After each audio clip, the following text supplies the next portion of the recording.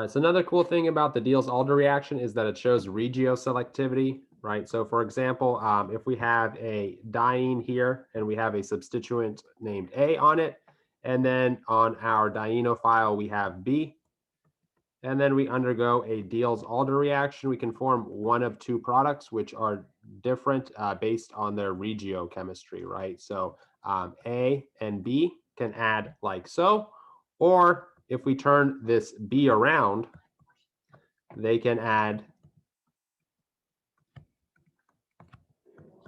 like so, right? So which one of these are we going to get? And it depends on the position of A, right? Whether A is on this one position or if it's on this two position. So let's see an example of each and why.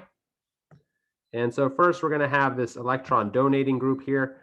So it can be an obviously electron donating group like this methoxy group, but it can also be something simple like a methyl group as well. And then we're going to go ahead and combine it with our dienophile.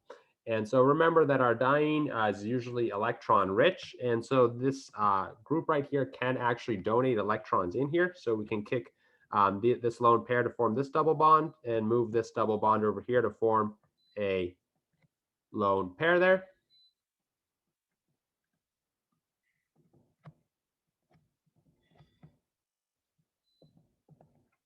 And then draw another one where we kick this lone pair down here and move this pi bond as a lone pair down here.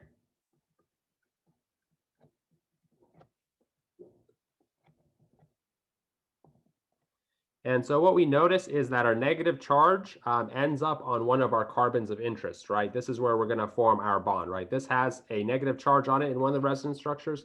This other carbon does not. And so what this means for this compound, if we get rid of these resonance structures, is that this carbon right here is partially negative.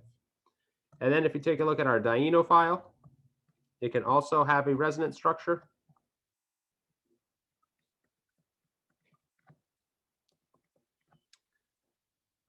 And as we can see now, this carbon right here is partially positive due to this resonance structure. And so what's going to happen is these two carbons are going to connect.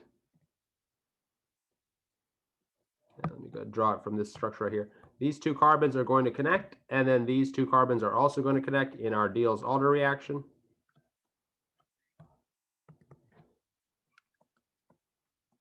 To give us the following product.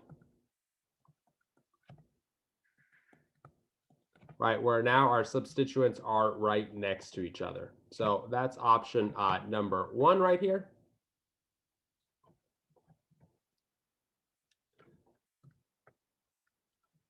We can take a look at another option. So in this case, we're going to have our electron donating group right over here. And then our dienophile over here. And so in this case, what we can do is move this lone pair right here and then kick up this pi bond over here.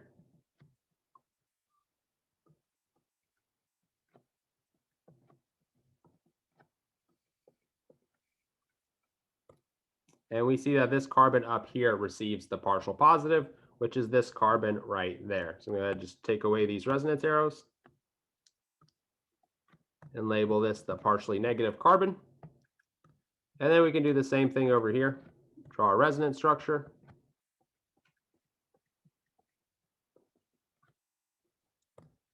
And you see this carbon is the one that ends up with the partial positive charge. And so we're going to want to form a bond with this carbon and this carbon. And so basically what we're going to want to do is actually flip this structure.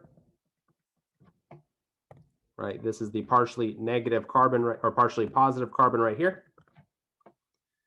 And so we're going to form a bond here and here, and then here and here when we do our Diels-Alder.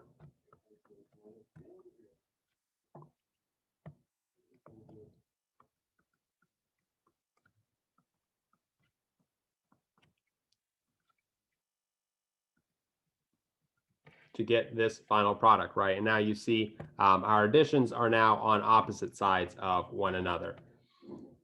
And so you can see how the resonance effects affect the regioselectivity of our Diels-Alder reaction.